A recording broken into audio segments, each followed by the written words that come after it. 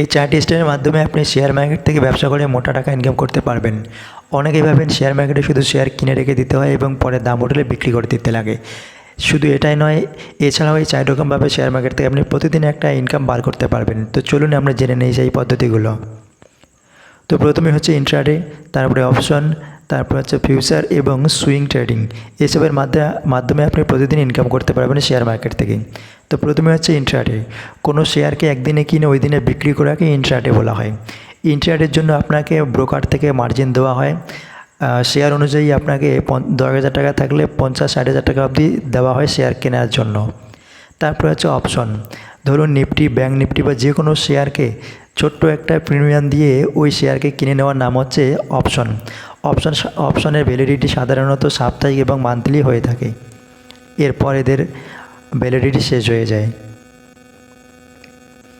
তারপরে হচ্ছে ফিউচার।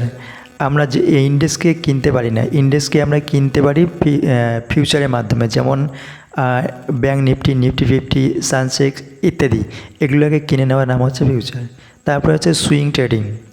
তো যে কোনো শেয়ারকে কিনে কদিন পরে মোটামুটি একটা লাভ রেখে সেই শেয়ারকে বিক্রি করে দেওয়ার নাম হচ্ছে সুইং ট্রেডিং।